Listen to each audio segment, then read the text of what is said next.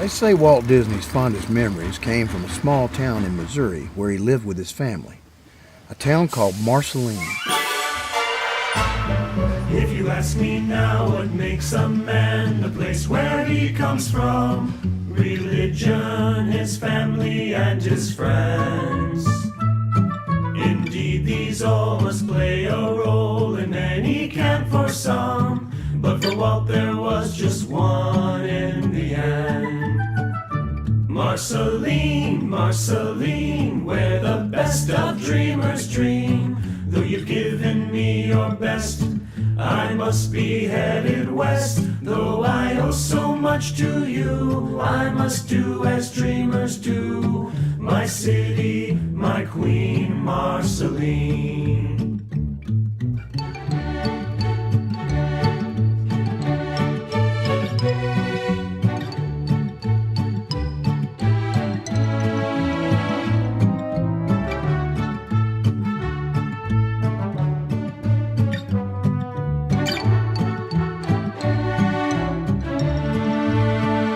Marceline, Marceline, where the best of dreamers dream.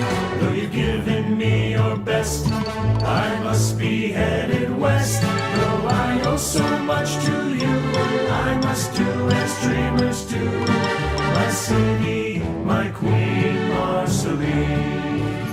Here comes the Disney family now. You see, Walt's parents, Elias and Flora, decided to buy a farm and move to the country there. They didn't feel safe in Chicago anymore. It was the place where Walt was born, but the turn of the century brought with it a rise in crime. This boy, named after the family's local pastor, was unlike anyone America had ever seen. They just didn't know it yet. And Flora and Elias certainly didn't know it. But moving their family to this little town in Missouri would change American history. Flora! Hey, first and foremost, let's give thanks to God for getting us here safe. Amen. Amen. Roy, go to the luggage cart, get our bags and trunks. Walt, I need you to go find Mr. Kaufman, his horse and buggy. Flora, can you get some water from my canteen, please? Walt! Walter! Walter! No one could have imagined that what Walt was seeing would end up being such a big inspiration to him later in life. Walt's eyes had just witnessed their first glimpse at what really was Main Street, USA. Wow. Walter! Yes, sir. Sorry, sir. Yes, sir. Are you ready to see the farm? Yes, sir. All right, my absent-minded son. Try to keep up with Roy.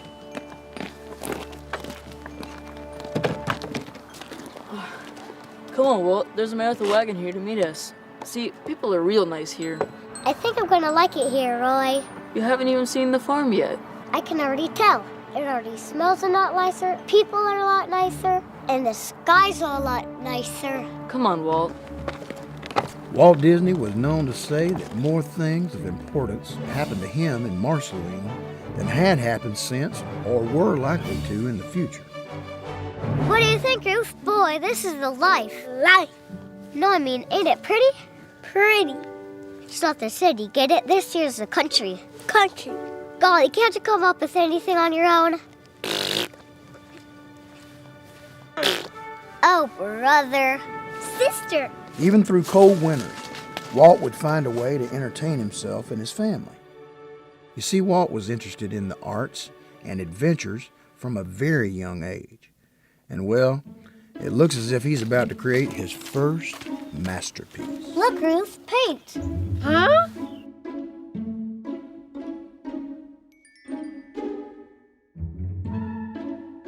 Uh-oh. Don't worry, Ruth. It comes off. It's just paint. All we need now is paintbrushes.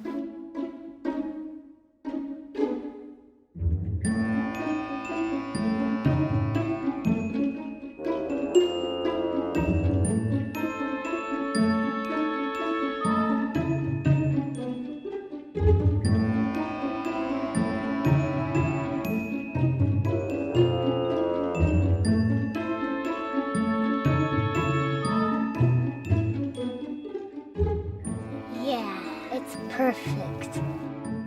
want to be a painter when I grow up. Yeah. There you two are. Oh my goodness, what have you done? We've been painting, Mama. It's called art. Painting! This is tar, Walter. It isn't paint. It doesn't come off. You've ruined the new house. Ruth, go inside now. Now, Walt, she doesn't know any better, but you should. I'm sorry, Mama. It was there, and I just figured. Well, sorry isn't going to take the pitch off the side of my house now, is it? I thought you would like it. We made it for you, like real-life painters. Real painters use real paint, Walt. I'm sorry. I thought... Oh, Walt. Oof, what am I going to do with you? Your imagination is just bursting at the seams. I can paint the rest of the house so it match. I think it'll kind of look nice. Don't you dare. Now, Walter, I know you didn't mean anything by it, but you're gonna have to be punished. I can't let you go around getting away with things like this. You understand. I'm sorry, Mama. I'm so sorry. Please don't punish Ruth. It was my fault, not hers. I told her it will wash off. I thought it was like real paint. Well, you can paint the fence to make up for it. How's that? Okay, Mama. With real paint this time. Just like Tom Sawyer. Walt had a big heart for a little kid, and it was filled with dreams. Why, he even found a dreaming tree in Marceline. It was his own special place where he could sit and imagine all sorts of magical things. He would return to this spot throughout his adult life for reflection, prayer, and of course, to be inspired. He was proud of that tree and the dreams that came from it. And if the dreaming tree wasn't working out for Walt's awake dreaming, it sure came in handy as a spot for some real dreaming, like the sleeping kind. Walter, wake up and see what Auntie Margaret's brought you. Auntie Margaret, is that you? No, just a dream, silly. If you're just a dream, haven't you brought me something I've been dreaming about? Am I not present enough? I suppose. Walt, that's why you're my favorite nephew. Honest as the day you were born. Of course I have presents for you. Look. A new tablet, new art supplies, the whole lot? All of it.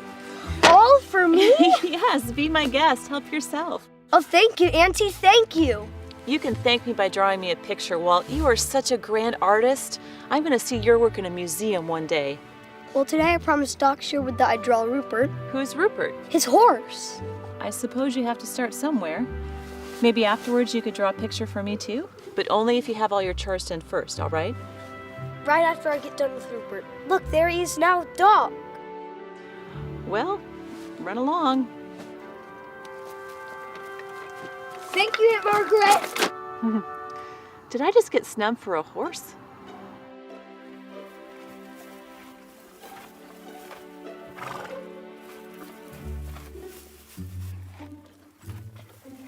Sorry. Do you think you can still draw him while he's acting this way? Perhaps he's just being shy or something. I don't know. I've almost got it, I think. Say, Walter, how's your father feeling these days? I've heard that he's been ill. Well, he's doing pretty awful, Doc. Oh, I'm sorry to hear that, Walter. Should I pay him a visit, you think? No, sir. If he even finds out that I was talking about him, please don't, Doc. Mom says it's just stress that's done to him. He's made himself sick by worrying so much about everything.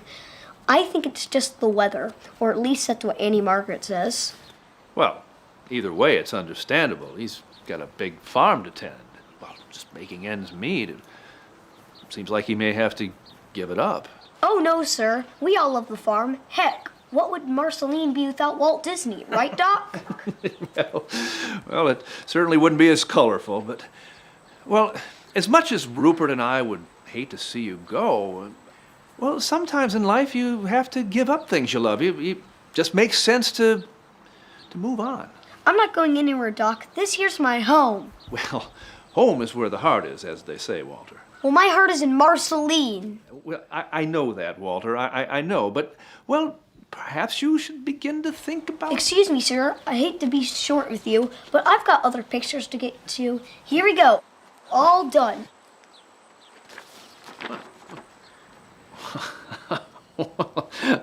I love it. It's magnificent. What a talented young man you are, Walter. Gee, thanks, Doc. It wasn't easy with Rupert dancing the whole time. It was fun, though, trying to get him on paper. With the way he moved, well, being still would have been too easy.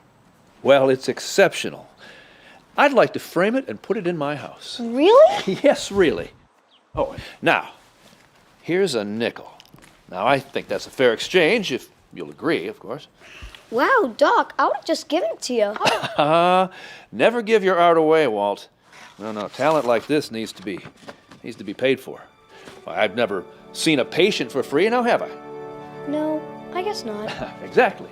So if you're going to be a real artist, you're going to have to charge for your work.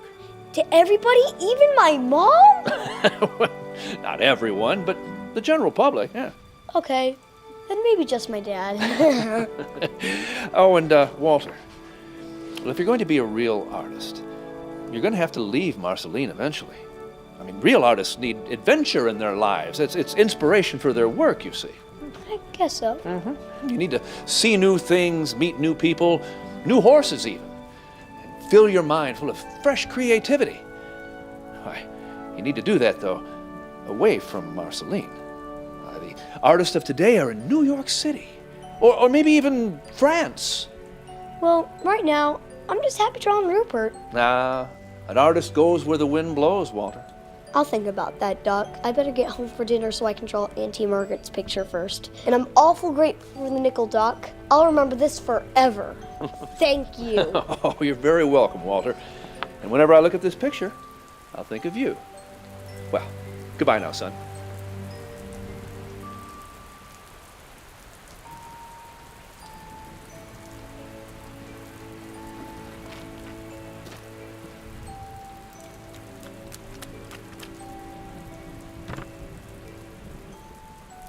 Well, the young artist returns. Look, Auntie Margaret, I made a whole nickel. I sold my first artwork. Of a horse? Yeah, and it kept dancing around like it was doing the foxtrot, too. Walter, you amaze me more every day. You sold your first sketch? You are a real artist now. Well, not real. I'm still just a kid. I have to wait until I'm older. Well, is that what you want to be when you grow up, an artist? Well, yeah, but I want to be something more. Like what, the President of the United States? Well, not like president in politics. I want to have the power to change people's lives somehow. Well, art changes people's lives, Walter. How? Art has power. It has the power to make us happy or sad. It has the power to help us see things differently. Or we see something and we feel it too, and that helps us know we're not alone. Art can challenge people. It can change people. Wow, that's what I want to do. Well, you are off to a magnificent start. And if I can get paid to do it, well, Doc said I shouldn't give away my art for free. Well, you have to listen to your heart on that one. But you have to listen to your stomach too, because a man has to eat, and it takes money to buy food. Speaking of which, we had better head in for dinner before your dad sends out a search party. Yeah. And Auntie Margaret? Yes. These are for you. Walt, they're beautiful. They look so real I could almost smell them. Thank you. No, thank you, Auntie Margaret. For what? You're the only adult that talks to me like I'm a real person. Well, you are a real person. I think. I mean, aren't you? Of course I am. You know what I mean, Auntie I know Margaret. what you mean. We are kindred spirits. Yes, kindred spirits. And if there was another adult Walt enjoyed being around as much as his Auntie Margaret, it was his Uncle Mike, the steam train engineer. Ever since he took that first train ride when he arrived at the station in Marceline, he was hooked. He even said himself that one of the prides of his life was his Uncle Mike Martin, who was an engineer on a train running from Marceline to Fort Madison, Iowa. After all, if you can't be an engineer yourself, the next best thing is to have a relative who is one. And young Walt was expecting him any minute. Say there, guy. What you doing on the tracks? Don't you know there's a train coming? Why, sure I do, mister. That train coming is engineered by my very own uncle, Mr. Mike Martin. Is that so? Sure is. Wait and see. Well, could you wait and see from up here? You're making me a bundle of nerves sitting on the track like that. I don't want to end up in the Marceline Herald as the man who ignores track napping kid just before he was squished. Ah, shucks, mister. I'm just listening for the train is all. Listening for the train? Ain't that why a train blows its whistle? Gosh, mister. Haven't you ever listened for the vibrations on a track? You can hear a train coming from miles away. No fooling, huh? You want to try? Well, golly, you aren't afraid, are you?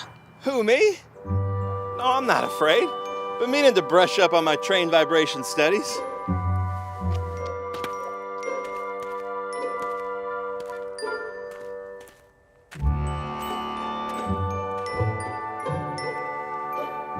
Like this? I don't hear anything. Patience is a virtue.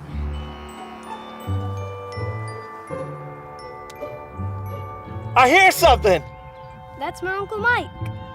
Wow, that really is a swell trick. I'm real proud of you, mister. Oh, shucks. Thanks, kid.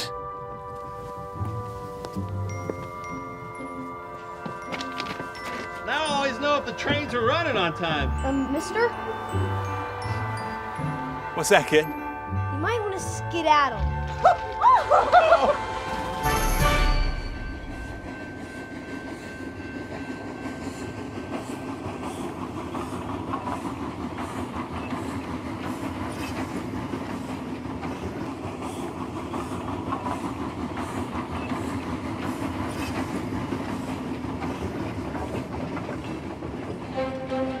Walt's love for trains was only rivaled by his love for community in Marceline. There was no doubt that Walt felt a sense of support from his relatives. His father, Elias, may not have ever fully understood his son, but he would reluctantly support Walt. And you see, Marceline was a place where people helped each other. One of Walt's favorite memories of such a time was threshing season. A steam engine would pull a train of wagons throughout the fields, and all the neighbors would gather around to be of service. They were good Christian people, helping one another survive. As Walt would later put it, I believe firmly in the efficacy of religion, in its powerful influence on a person's whole life. It helps immeasurably to meet the storms and stresses of life and keep you attuned to divine inspiration. Without inspiration, we would perish. All I ask of myself, live a good Christian life. And so he did. He learned a lot about how to live, about his own character, all from Marceline and the people that lived there. And he would keep those qualities in his heart to forever be a part of him. Walt sure wished that things never had to change. He wished it more than anything. But he knew Doc Sherwood was right. Sometimes you have to give things up. And as much as he didn't want to, he could tell that change was coming.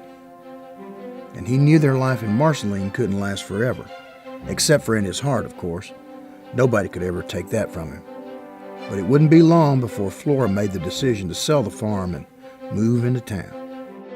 Now sure, the town wasn't far, but to Walt, it might as well have been a whole world away.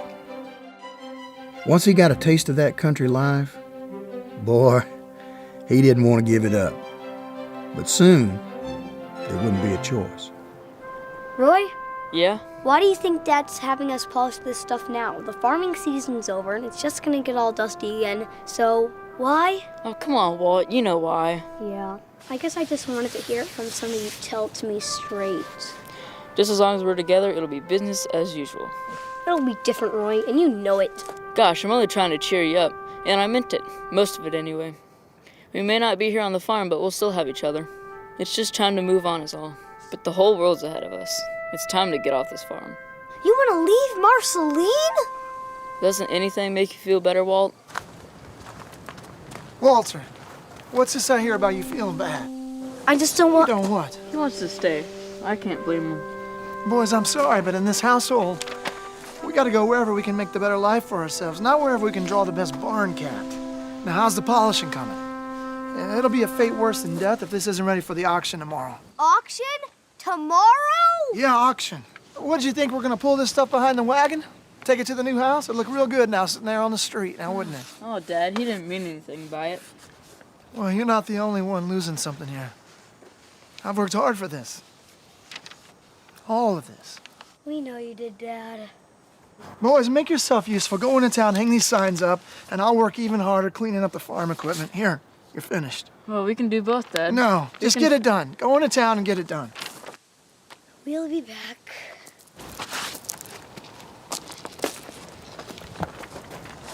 Boys, listen, make sure you're home in time for dinner. Your mom's making something really nice. It'd be great to be together as a family.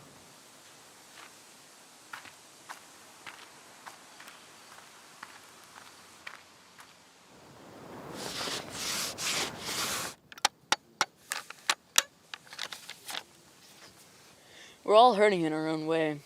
Dad doesn't always show it, but he's hurting, and he cares that we're hurting too. I don't know.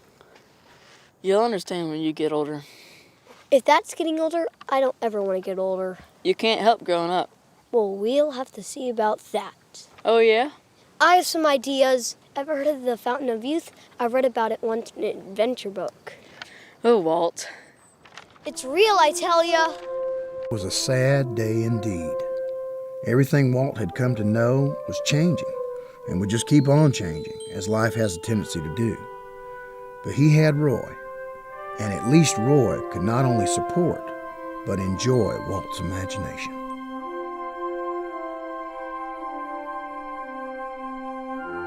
The family moved into a small house in town where Elias could get better while Walt, Roy, and Ruth would finish school. Walt actually enjoyed that house. It was cozy, and the family was always together. That he could get used to. School was probably the only thing that remained the same. Even Marceline was changing. The streets were paved now. There were automobiles, a big old movie theater, and just before the family left, there were real electric streetlights. Walt's small town had become a city within itself.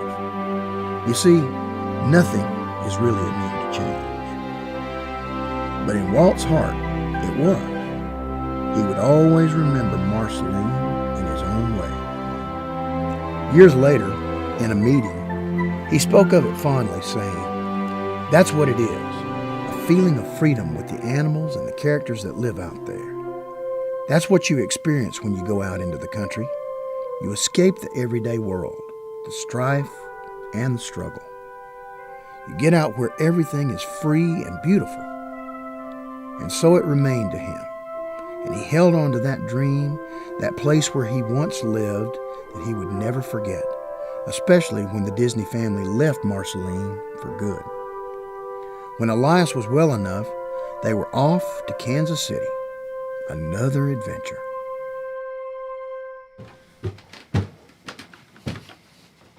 Boys, listen up. I have a job for us. What is it? Yeah, Dad, what is it?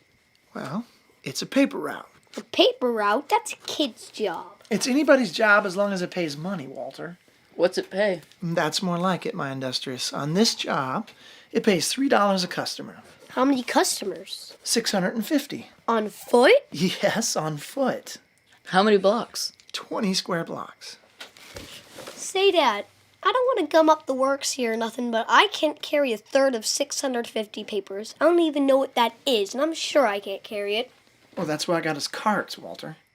So how much will we get paid? You, Roy, will be making a stipend.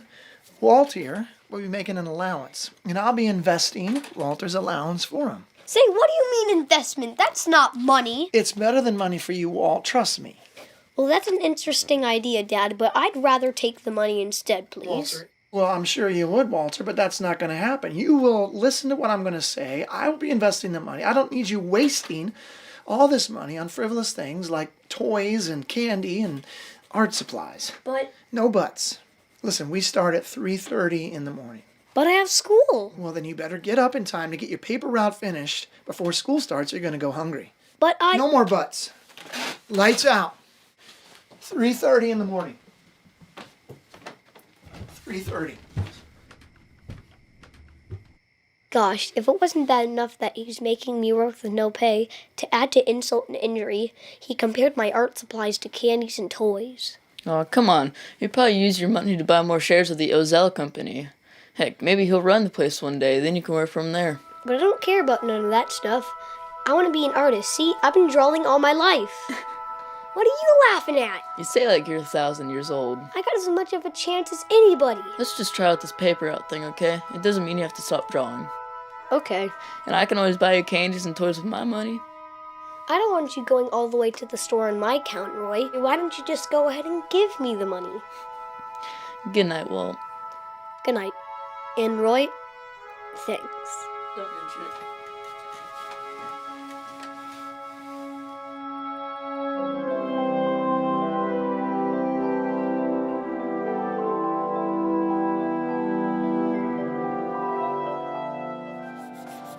Looks like you should be working. Are you Walt's pop?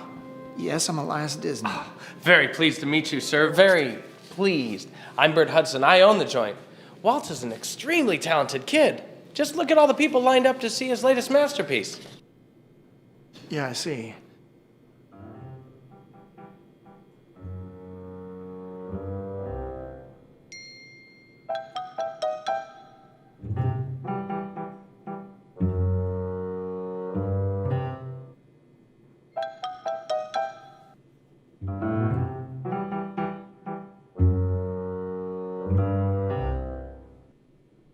It's a slow day. Well, he should be working. Oh, don't worry about that, Mr. Disney. I pay him all right. He gets a free haircut with every picture, and when he doesn't need a trim, I pay him 15 cents for each work of art. 15 cents. Oh, you betcha. I frame him right here. I can't get him to draw fast enough. Your son is a hit. A hit? Walter, why didn't you tell me about this? I meant to. I just didn't get the chance yet. Well, he certainly wasn't hiding it out of shame. This is the kind of thing a parent boasts and beams about. Your son is a star in this neighborhood. All finished, Bert. Hope you like it. Oh, it's a beaut, Walt. One of your finest. See you in a couple days to draw another? The people keep asking for him. Sure, Bert. If it's okay with my dad. Sure, Walt, as long as you deliver your papers on time. Of course. Mr. Hudson, he'll be back. Well, nice to meet you, Mr. Disney. We'll see you soon, Walt. See ya. Show me this drawing.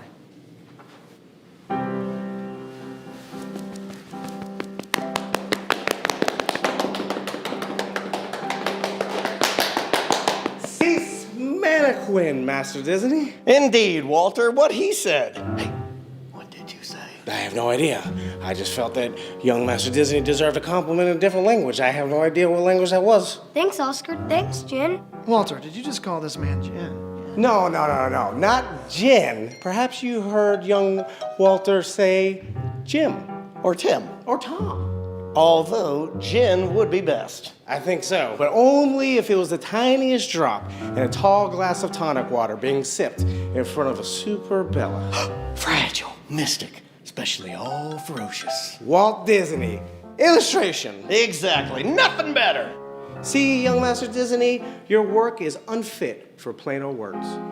Someday, people will stare at your work and just not have words.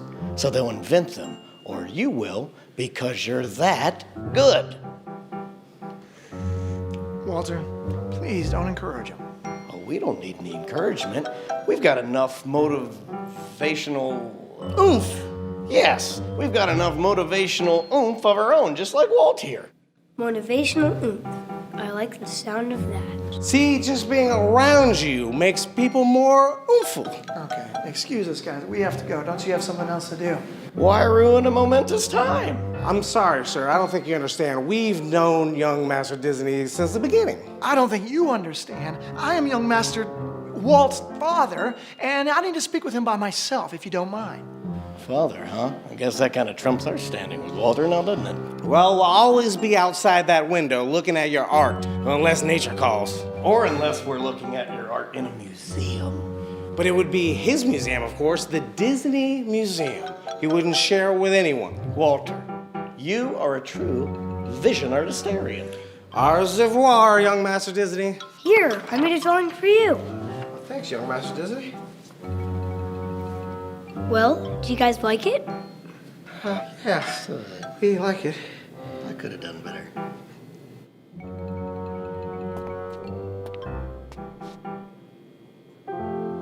Those guys are pretty funny, huh? Listen, Walt.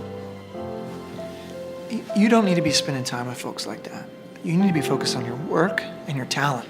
You think I'm talented? The whole neighborhood thinks you're talented, Walt. And now that you're getting paid for your skills, you should invest your earnings. Dad. Now, wait a second. Give me a chance to say something good here. Sorry, Dad. You could invest your earnings in art lessons. They teach at the Kansas City Art Institute. Well, now that you're becoming an artist, you should look into it. But don't ever think that you're the best. You can always learn something. You can always get better. Do you understand? Yes, Dad, thank you. I'm gonna go run home and tell Roy. Meet you there. Okay, then. And Dad, Yes? I'm glad you happened by.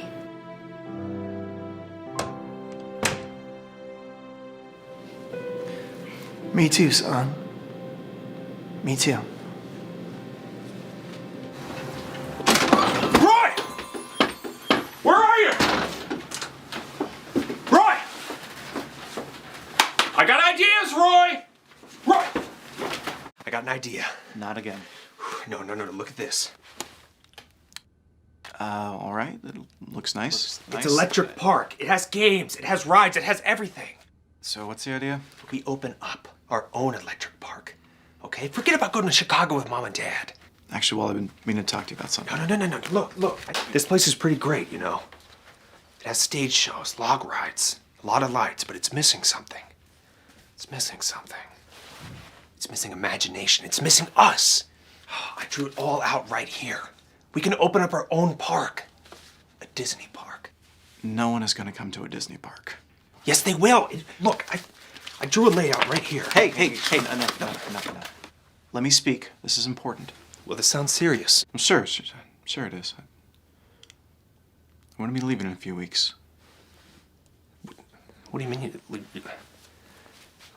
Where are you going?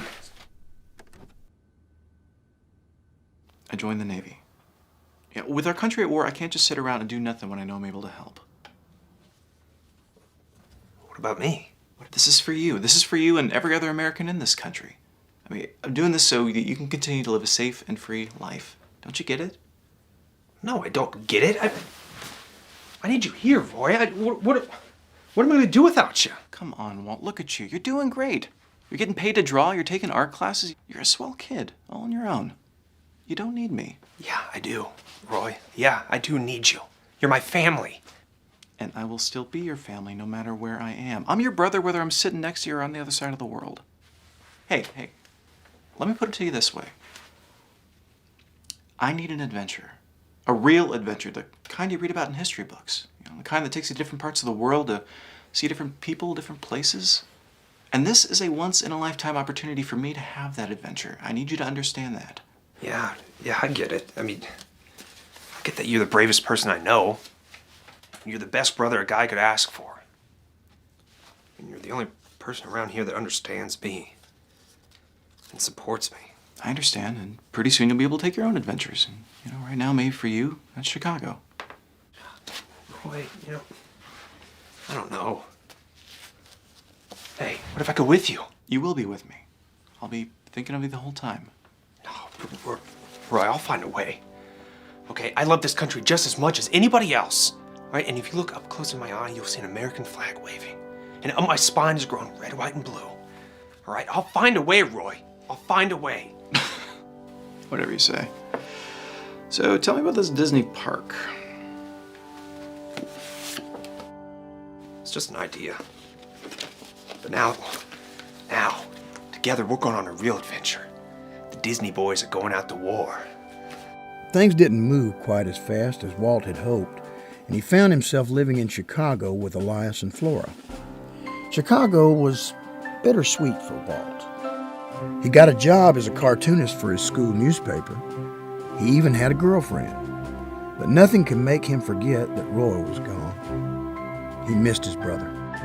and he was going to find a way to join him. Sometimes in your heart, you just know it's the right thing to do. He'd follow in Roy's footsteps and be as brave as he could. He'd make his brother proud. So Walt figured he'd go ahead and fight for our country. He was going to enlist to fight in World War I, just like Roy did. Next!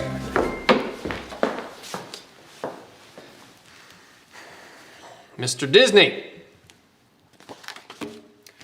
The United States Army thanks you for your gumption and your courage in approaching the recruitment office today. But of course, sir. I mean, it's my duty as an American. Mr. Disney! Yes, sir. At ease, Mr. Disney. Listen, kid, you're 16 years old. Under the selective service law, I can't take you unless you're 18. Got it? Excuse me, sir, but I think my pride as an American makes up for those years. I mean, my willingness to get out there and fight with our fellow countrymen. I mean, I have bravery bursting out of my soul. Doesn't that count for anything? We appreciate your bravery, but that doesn't mean I can break the rules for you. Sir, do you have a brother? Yeah, 3 of them. What's that got to do with anything, Mr. Disney? Well, it has a whole lot to do with me, sir. I mean, my brother's out there. My brother's out in the fight. And there's nothing I would want more than to be out there with him. His name's Roy Disney. And he's full of courage and a love for America. And I have as much pride for him as this country. I mean, I just want to get out there and show him. Surely you understand that. I do understand. And in 2 years, I'll be real proud to call you a soldier. But until then, my back's against the wall, kid. Rules are rules. I'm sure you can understand that. Yes, sir. Next!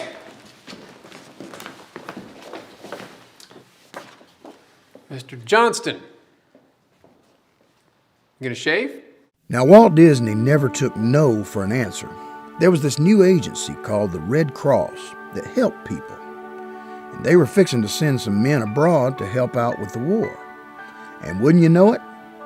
Well, you only had to be 17 years old. Sure, Walt was only 16, but he figured he could squeak by with a little bit of his artistic talent. But when Flora and Elias caught wind of it, well, they were none too happy. How could you do this, Walt? You were just going to sneak off and not tell us anything? You don't have respect enough for your mother and I to tell us your plans. I didn't think you'd let me go. It's for our country. It's like what Roy's doing. And you wanted to march off without even saying goodbye, Walt? March off to death? Did you know that, Walt? You could die out there. I can't believe you were just going to march off and die and not tell your mother and I anything, not even a letter. I'm sorry. It's... all I'm thinking about is Roy and being brave like him. Well, you're not Roy. Roy can take care of himself out there. Roy has respected my plans for this family all along. He has proven himself to me, Walt. You will never be Roy. You're a different son. You're the dreamer. And Walt, dreamers, they don't fight. I won't have it. I don't want to fight. I want to help. And if you just sign this paper, I can be a member of the Red Cross. I can be a part of the relief effort. Look, I want to aid our country and protect our liberties as Americans. Don't you understand that? No, I don't. I do. Excuse me? If we don't sign, he'll just find some other way to go and sneak off. At least this way we can say goodbye to him and have a proper send-off. His mind is set. I will not sign. Elias, please, be rational.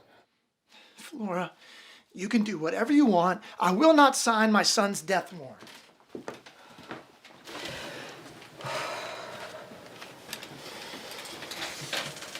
Sorry, Mom, I should have told you. Yes. Yes, you should have. But even if you did, your father wouldn't have allowed it. Still, it would have been the respectful thing to do. It's just I miss Roy, and I wanted to do something to make him proud. I mean, America's important to this family, and if this is the war to end all wars, they're gonna need some dreamers. It's okay, Walt. I understand. Now, where do I sign? Welcome to the American Red Cross training facility. You gentlemen are what we like to call the ambulance corps. Preparing for war is an understatement. There are so many disturbing and grotesque things that you will see on the field that you will probably want to run away like girls, but you can't. You have taken a vow to be a part of this corps. You will have to stand your ground in the field and be men. As they say, war is hell, so welcome to hell. Your trucks, your vehicles, will be hosts to thousands of lives, and many of which will be lost depending on your driving abilities. Let's just hope and pray that your host doesn't become a ghost host. Welcome to the American Red Cross. Prepare for blood and the French. Now, Walt had won the battle, but he hadn't won the war. The United States did that without him. But Walt got shipped off to France to be part of the ambulance corps anyway. There were still relief efforts that needed to be taken care of, and it was now his duty to go ahead and take care of them. Now, Walt got to see all sorts of things in France. It was a whole new sort of experience for him.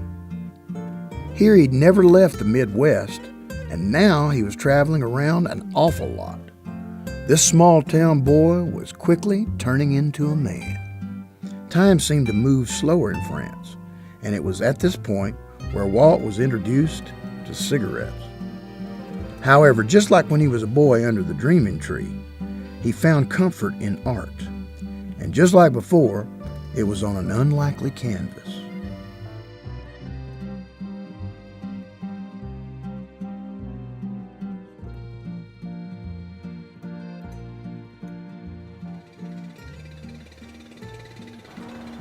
Hey, seen any action today?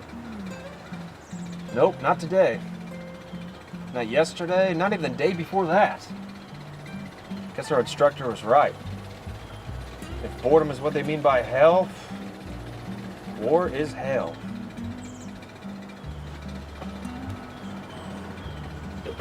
Hey, fella, those are some pretty unique funnies you got out there. Thanks. But when they're in the paper, they're called funnies. When they're that big, it's called art. Wow, art. Do you mind if I show my buddy? Never minded a bit of publicity in my life. Sure.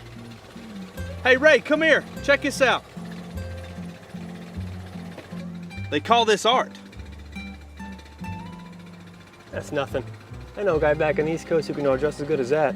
He's dating my sister. Well, he ain't here, is he? No, but... Oh, but nothing. What'd you say your name was again? I didn't, but it's Disney. Walt Disney. Well, my name's Jim. This is my buddy, Ray.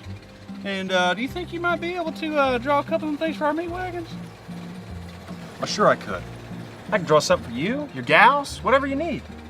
For a nominal fee, of course. How about a pack of smokes? Make it a carton and I'll draw both your Model Ts. Sold. Jim, let's bring them around.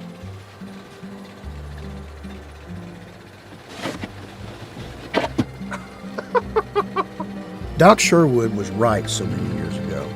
Walt needed to see the world. And just like he predicted, France was where much of his art was perfected. But by the time Walt returned home to Kansas City, he was a chain smoker. So naturally, he needed a job to pay for his newfound habit. He had always wanted to be an actor or an artist, but as he put it, it seemed easier to get a job as an artist. Walt was crushed. And who better to turn to for advice? Why, Big Brother Roy, of course. Roy had been working at a bank, and Walt rushed right on down to tell his sad tale. A co-worker of Roy's knew about some fellows who ran a commercial art shop called Pestman Rubin, and they were looking to hire an apprentice. Roy got Walt an interview, and boy, Walt could have kissed him. Roy! okay. You're welcome, all right? Just show up to the interview with your best portfolio, so I'm gonna knock their socks off you. You'll do the trick, okay? I know you will. Roy O. Disney, you are the best brother in the whole world! You are the best bank teller in the whole world! It was a pleasure, and you have great staff, and this bank just... He's an artist. But not only did Walt land the gig at Pestman Rubin, but at a whopping $50 a month. He always went after his own dreams, the dreams he'd had ever since his Auntie Margaret had given him his first art supplies, and she was just the woman Walt wanted to tell about it.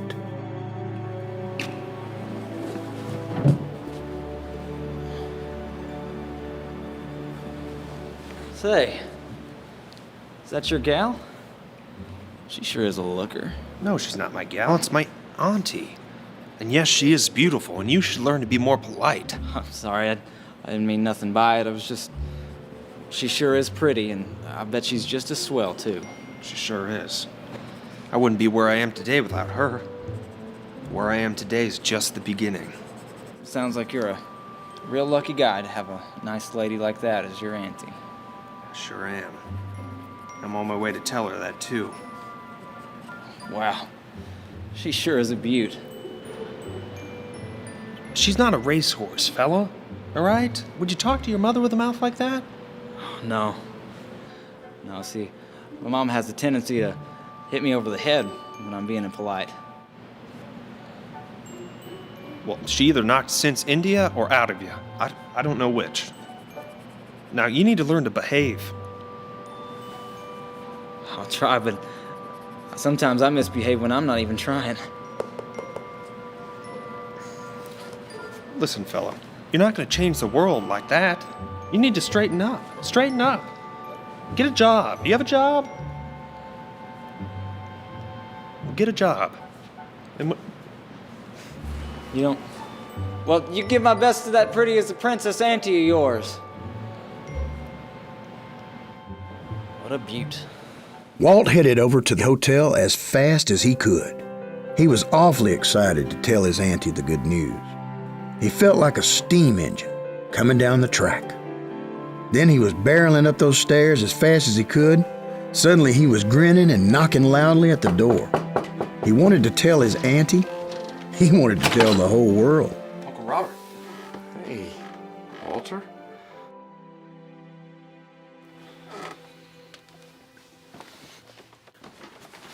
Auntie, you're never going to believe it.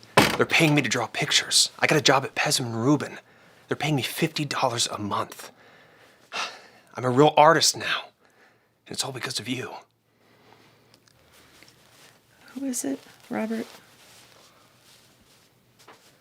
Auntie Margaret, it's me, Walt. It's our nephew, Margaret. Elias's son. Walter. Who is it? I don't understand.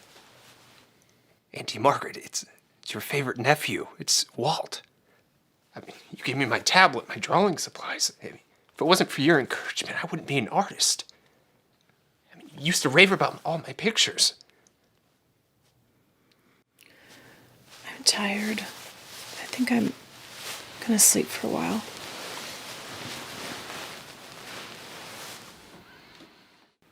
I'm sorry, Walt. Margaret isn't feeling well. Perhaps you should come back another day. I don't understand. Auntie Margaret, it's me, Walter. Your kindred spirit. The artist. Walt, please. Come here. Margaret is really sick now. The doctor says that she's fighting off pneumonia. Now, she's been getting forgetful lately. Please, don't take it personally. Surely she would remember me if I could just talk to her for Walt, 1 minute. I'm really sorry. Truly, I am. But I'm going to have to ask you to leave. Margaret needs her rest. You understand. I just want to thank her for encouraging me to draw. Walt, please, please. Please don't make this any more difficult than it already is. Gosh, I'm sorry. I didn't mean to be a trouble. Is it okay if I say goodbye? I mean, please give me that. I'll be quick. I just want to say goodbye. Sure, Walt. Go ahead.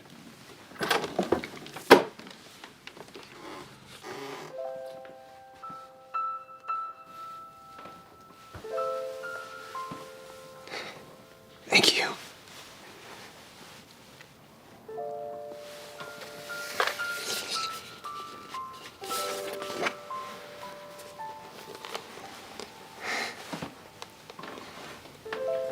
Hope she gets better.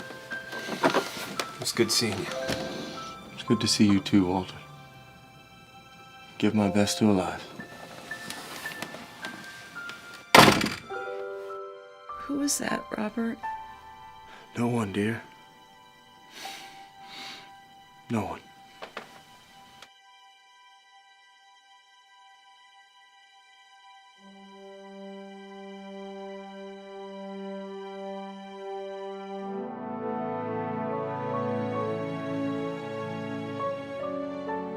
The next few months were tough on Walt. His auntie passed away from pneumonia. He never really got to convey to her just how grateful he was.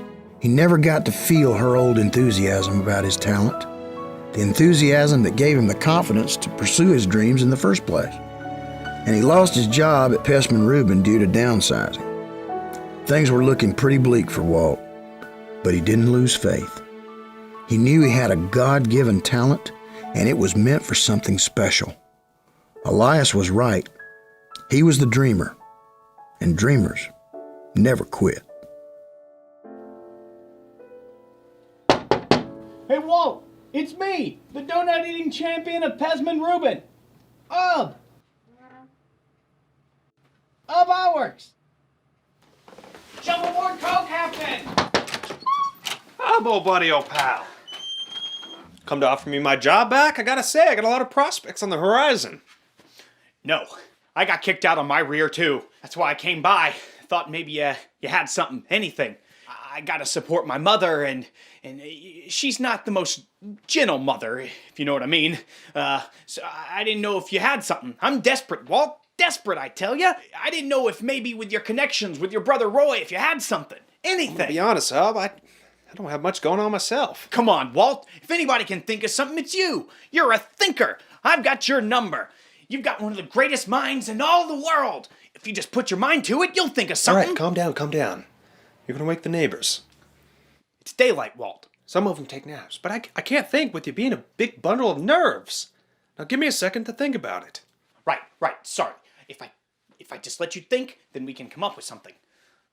Think. A minute. All right, a minute. Right.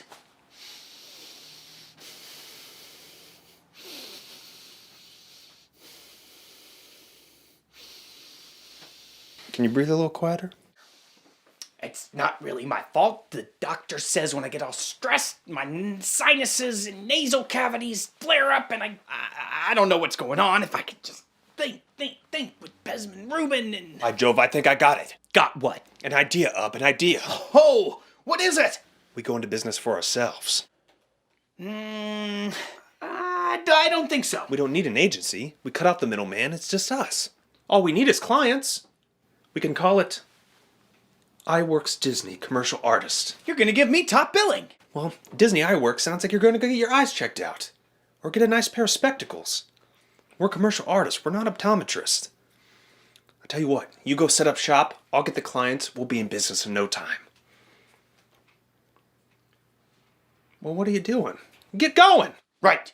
Yes, sir, Mr. Disney, sir. Walt, sir. Walt Disney, sir.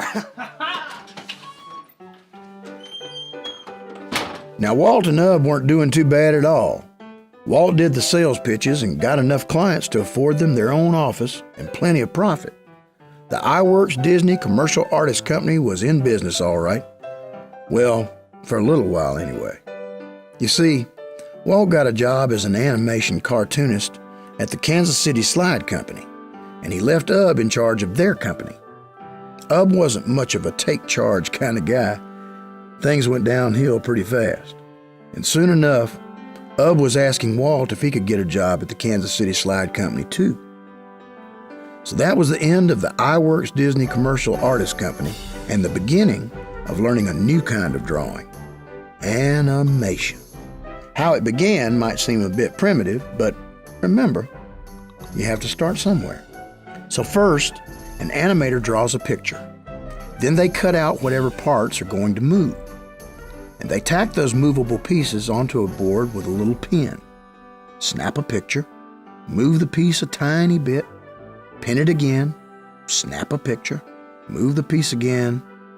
Well, you get the picture. Now this is how they ran the animation department where Walt worked at the Kansas City Slide Company. But he'd heard of a new kind of animation, cell animation. It was a whole lot more creative, a whole lot more inventive, a whole lot more Walt Disney. Wow, like we're done with the place. Roy, I'm gonna make magic in here. I borrowed this camera from Mr. Cogger, and I'm gonna be making cell animation. It's the hottest thing out in New York right now. It's gonna revolutionize the way animated films are made.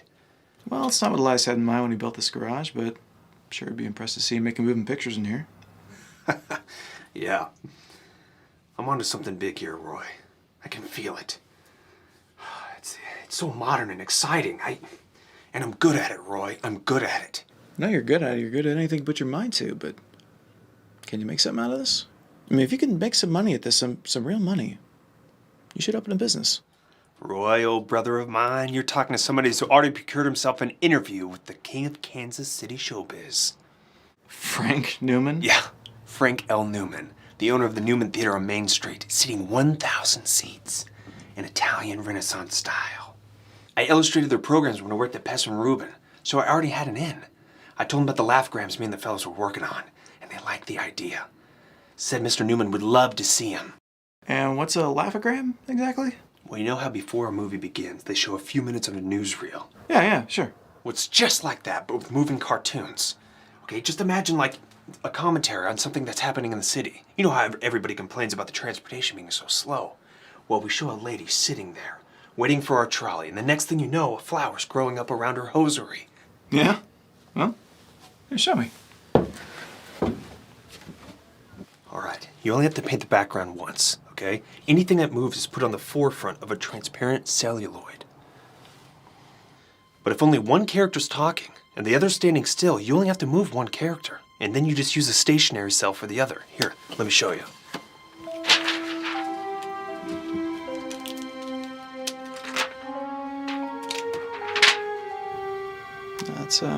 That's really something.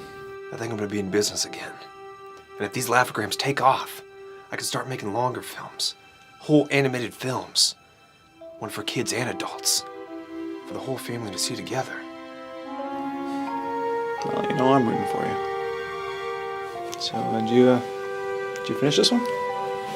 Yeah. It's perfect.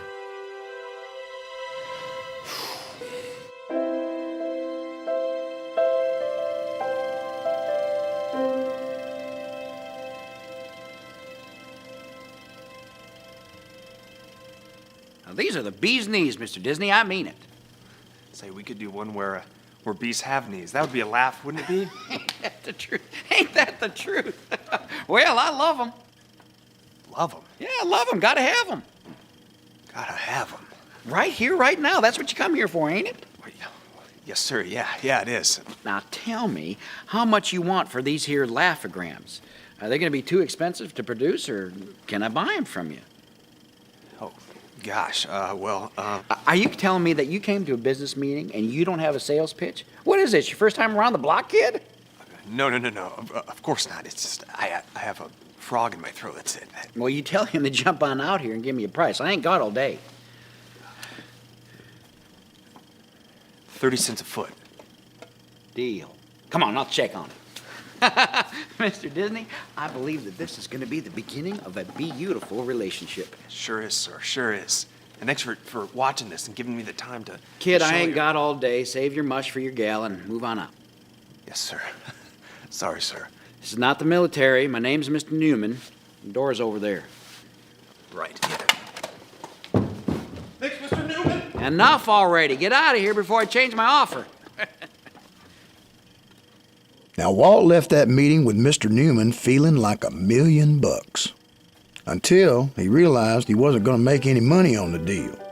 He was so excited to have sold his laughograms to the king of Kansas City showbiz that he forgot to figure in his profit on the pricing. Oh well, Walt wasn't discouraged. He had a new office space for he and the fellas, pardon me, his employee, to work out of. Plus, they'd gone out and gotten a Model T to ride around in and drum up business. They even already had a few clients and investors trickling in. Enough that Walt felt inspired. And when Walt felt inspired, well, he was still working on it long after everybody else went home.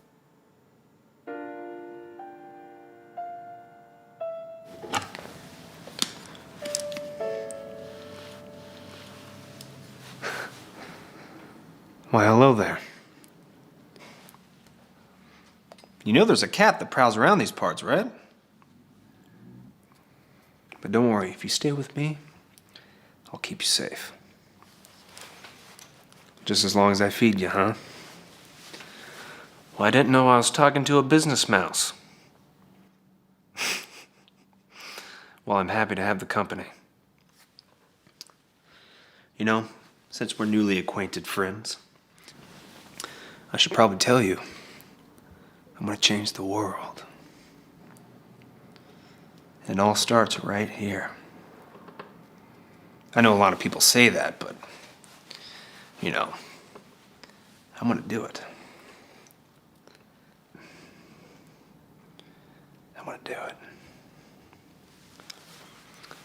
Go ahead and finish that. I got work to do.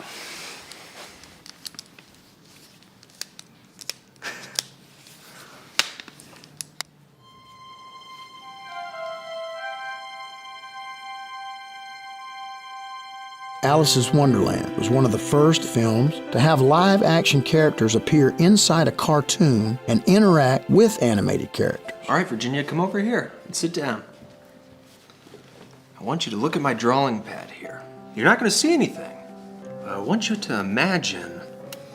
You have an imagination, right? Yes, sir. You sure? Yes. It's not broken or anything, is it?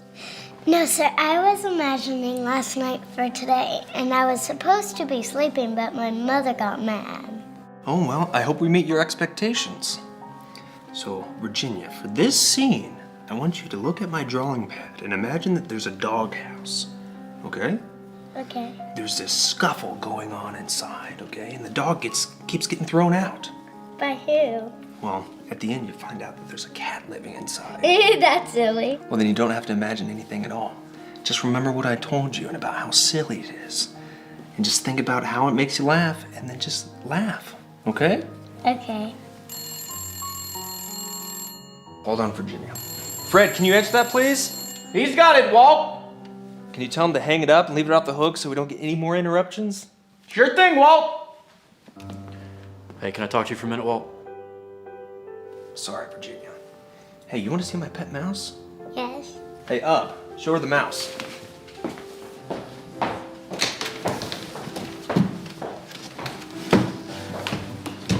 Where'd it go? I think it's over here. Oh, I see him. There he goes. There's a mouse. All right, what is it, Fred? That was the bank, Walt. They said we bounced our last 20 checks, including payroll. They're adding interest and fees. I mean, it's pretty bad. Do you know anybody that could help us out? I mean, one of your investor friends, maybe? No. I don't have any more investors. We're all dried up, Fred. I tell you what, let's continue working on Alice's Wonderland with Virginia. You know, we've already invested so much in this, all right? And I'll drum up some more business, all right? I promise I will. Sure, Walt. It's just, well, me and the guys, we got to eat and all, and with our checks bouncing, yeah, I feel awful about that, Fred. To you and the guys, you know, let's take a break and order some lunch from the diner downstairs, all right? But, Walt. No buts, all right? I insist. But what do you want me to pay him with? Yeah. Cartoons? Yeah. No, this is your money, Walt. if there's any left over, you split it between you and the guys, all right?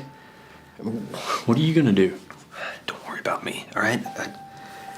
Now go on. I gotta get back to Virginia. Now, if there's anything that Walt Disney believed in, it was his talent. Whether that talent was art or being the best salesman the world had ever known. He must have hit up every client he'd ever worked with in his entire career, plus all the ones he'd never worked with. He was going to find a way to save Laugh-O-Gram Studios and his friends, even if it drove him into the ground. See, all of his employees, the fellas, they believed in Walt and his talent and vision too. So he just couldn't give up, not ever. And good thing too, because someone somewhere heard about it and sent Mr. McCrum Walt's way. So I get these financial grants, about $500 each, to do educational films, and well, we'd like Laugh-O-Gram to do one. I'm interested. Good. It's it's called Tommy Tucker's Tooth. It's for the Diener Dental Institute of Kansas City. Okay, what's the premise? What do you want to teach these kids? Like how to brush their teeth? In a manner of speaking, yes. Well, let's assume you have an open position and you've got two equally qualified prospective employees. Now, one has bad teeth, one has good teeth. Which do you choose? Because it depends on the personalities, I suppose. Sure. But, well, let's assume that they are identical in every way except for their teeth. Now, one has pristine pearly whites and the other one has decayed and rotting ones. I see your point. Mm-hmm. See, Tommy Tucker takes care of his teeth and Jimmy Jones doesn't. We hope to teach the children the importance of dental hygiene. Okay, I'm in. Good. Well, we'll continue our discussion at the Institute. Can we talk here? Mr. Disney, I've assembled a team at the Institute. I think you'll find it helpful to gather the information you need there and sign the paperwork. Boy, this is embarrassing. Is there a problem, Mr. Disney? You can call me Walt. It's just these are hard times, Mr. McCrum, and that they are, Walt. That they are. Well, it's just I have one pair of shoes, you see, and they're at the cobbler right now, and I don't have the $1.50 to get them back. Not a problem at all, Walt. Well, as a matter of fact, I live just down the street from the cobbler. How about this? I'll drop you off, retrieve your shoes, and then I'll pick you up for the meeting. Gosh, Mr. McCrum, I'll pay you back, I promise. I mean, you can take it out of my salary for the project. Not a problem at all, Walt. Let's consider it one good Christian helping another. That's awful nice of you, Mr. McCrum. It's awful nice. Well, shall we? Walt was thrilled to have a job of any kind, and this one went really well.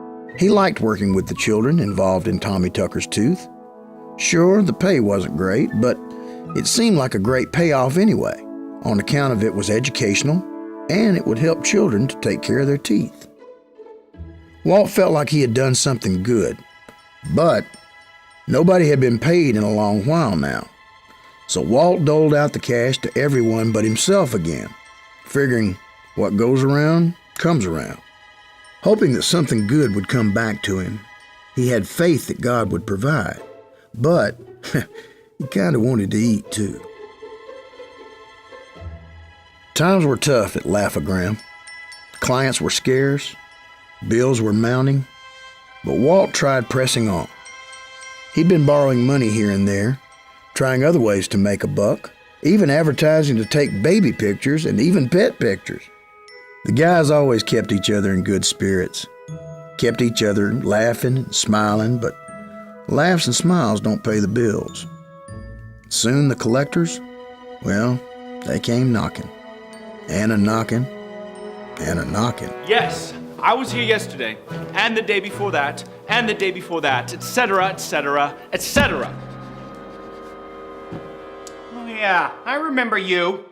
Didn't you eat the last jelly donut? No, I most certainly did not. I'm looking for a Mr. Dinsey.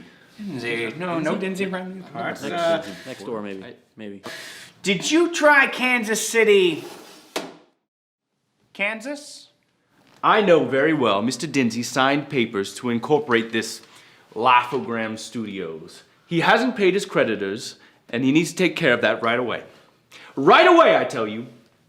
So tell me, what would happen to this poor old Mr. Dinsey if he didn't take care of such matters? Well, it would be very bad. Very bad indeed. Yeah, well, if it means a visit by you every day, I would have to agree. This is no laughing matter, sir. But you admit he signed paperwork for Laugh-O-Gram Studios. Oh, now you're just trying to ruffle my feathers, aren't you? Listen, Mr. That's none of your business, sir. Right, well, I bet Mr. Dinsey, just like the rest of us post-war workers, is probably a little bit down on his luck right now. So chin up, and I'm sure he'll pay his bills in no time. No time at all. And might I get your name, sir? Well, it's sure not Mr. Dinsey. And I surely hope that we don't ever meet again. Oh, you'll see me tomorrow. What a perfect way to spend my day. Say, Walt, do we have any of those jelly donuts left? What? Did Ubi eat them again? So you are, in fact, Mr. Dinsey. No. Mr. Disney. If you're gonna say it right. The Laugh-O-Gram studio business was going downhill fast. Walt did everything he could to save it. Things looked dismal. Walt just couldn't seem to turn things around. But it sure wasn't for lack of trying. It's just that tunes, before movies, only made up about 2% of the theater business. That finished Mr. Newman's dealings with Walt. But the roughest thing to face wasn't the possibility of losing Laugh-O-Gram Studios. It was the possibility of losing his brother. Well, we'll see you. Yeah. I was hoping I wouldn't wake you. I just got back from work. Just getting back. You need to take better care of yourself. Listen to you. Looking after me even when you're doing terrible. I'll admit, I've seen better days. Come on in. I need to talk to you for a minute.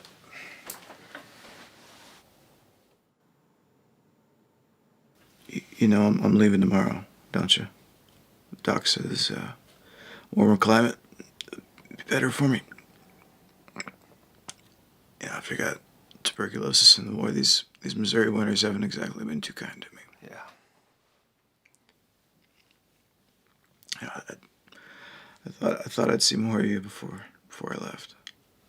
I've just been working, you know. It's okay, Walt. You don't have to be afraid. Afraid of what?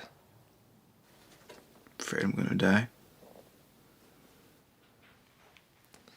Don't say that, Roy. If it's my time, then by the grace of God, I'll go. I'm not scared. Well, I'm scared, you know? I mean, I don't know what I'd do without you. I can't lose you, Roy. I just can't. You're the only one around you who understands me, and maybe I'm selfish, but I'm not ready. I'm not. I'm not gonna say goodbye. I am always going to be with you, even through life and death. You can talk to me anytime you want. When you're scared or need advice or support. I'm not going to leave you. Maybe here if that's what the good Lord has planned, but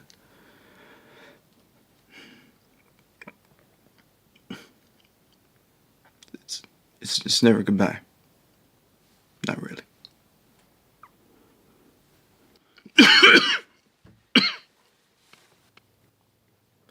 Look at me. Looking to you for some kind of solace when you're the one in need. Get some rest. I want you to get better. Yeah, I'm working on it. Been praying on it every day. Me too. Good night, Roy. Good night, Paul.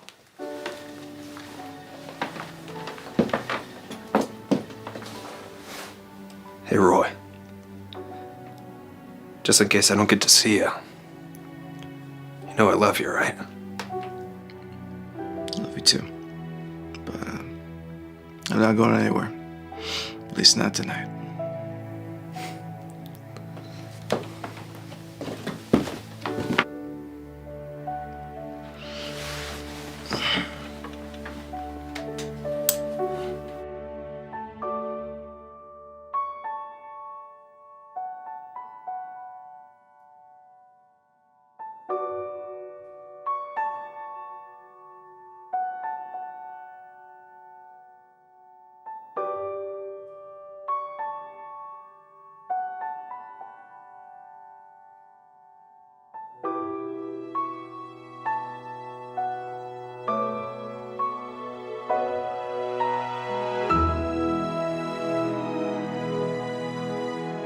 After Roy left for a warmer climate, the rest of the family followed suit. Walt had never known a time when he hadn't been surrounded by family, but for the first time in his life, he felt entirely alone. He felt lost. Just when he needed the support of his family the most, they had all left. It was the saddest time in his life. Walt was always the innovator, and Ub the artist. Maybe that's why he never gave up. He just couldn't. His mind never ran out of ideas. But he did run out of money. Walt, you okay? Oh, hey, up. Yeah. Just working on the Alice film. You want to help? Wish I could, Walt. I've got a job. I just came by on my lunch break and thought I could tell you in person. I'm resigning. I'm really sorry, Walt, but I need the money. You understand, don't you? It's okay. I understand. You're living here, Walt? Sleeping here, yeah. Spend most of my time here anyway. Is anybody else working here? No, just me. And, my friend here.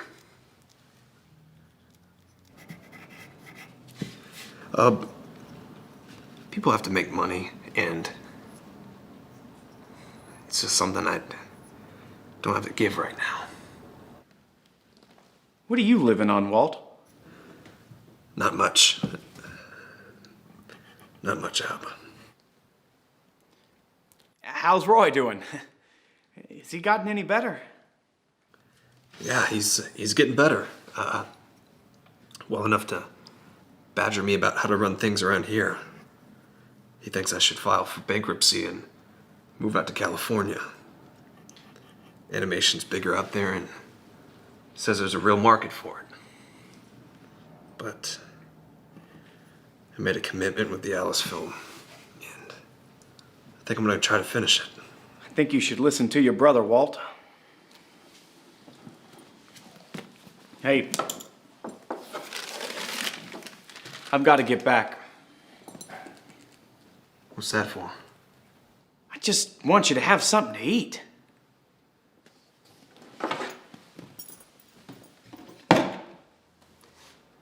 Goodbye, Walt.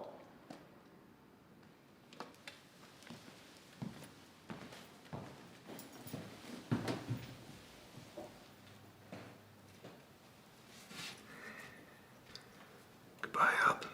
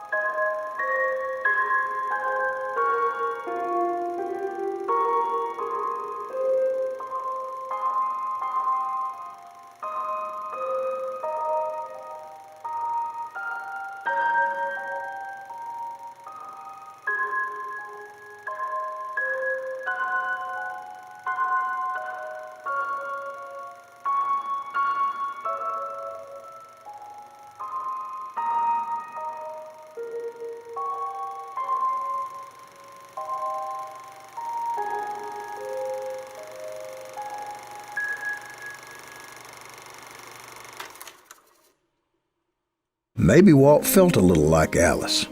Lions chomping at his heels, nothing he could do. This was the end of the line for sure. He had filed for bankruptcy. He pawned his camera so he could buy a train ticket to California to be with Roy, to start again. In a lot of ways, he felt like he was jumping off a cliff to avoid the ferocious lions waiting to eat him up.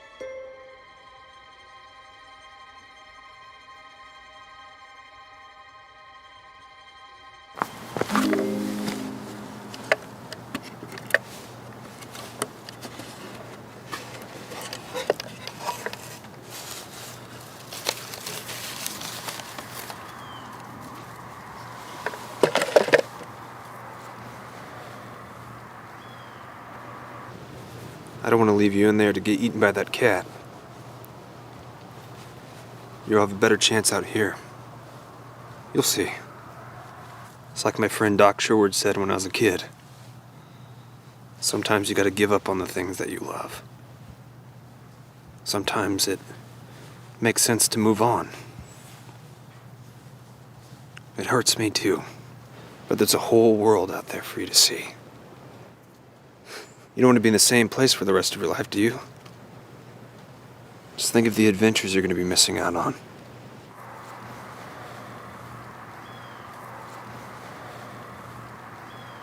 It's time to go for the both of us. Goodbye, little fella.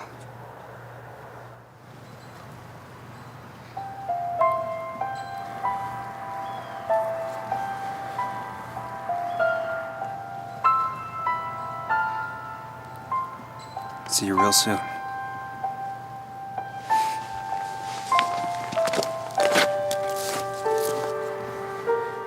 No matter how bleak things seemed, Walt Disney never gave up. Not once.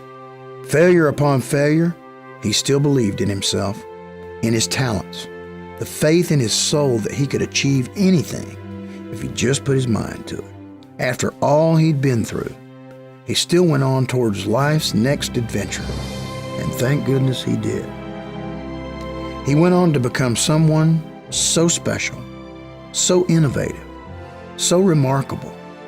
Walt Disney went on to become a pioneer in the art of entertainment, spreading joy throughout the world, creating magnificent dreams in the minds of children everywhere, filling hearts with happiness, while without this man, the world would have a lot less smiles.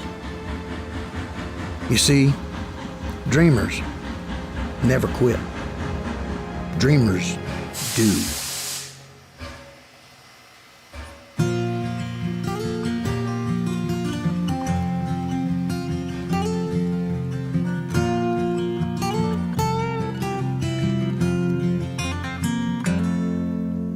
There have been some ladders I have climbed to try to reach a dream I've had in mind. As I scaled them rung by rung through the songs that I've sung, I've tried to bring some happiness to you, 'cause that's what dreamers do. The struggles that I've had along the way have only made me stronger day by day. And even though it wasn't easy, never doubted I'd pull through, 'cause that's what dreamers do. A dream can be like thunder from the clouds. It echoes through the canyons, strong and loud. And it can chase away a dark sky when a ray of hope shines through. So in a dreamer's eyes, the gray skies are always blue. That's what dreamers do. Whoa, that's what dreamers do. I'd forever journey time and space. Simply put a smile upon your face. And even if it took a lifetime just to make that wish come true, that's what dreams do. A dream can be like thunder from the clouds. It echoes through the canyons, strong and loud. And it can chase away a dark sky when a ray of hope shines through. So in a dreamer's eyes, the gray skies are always blue. That's what dreamers do.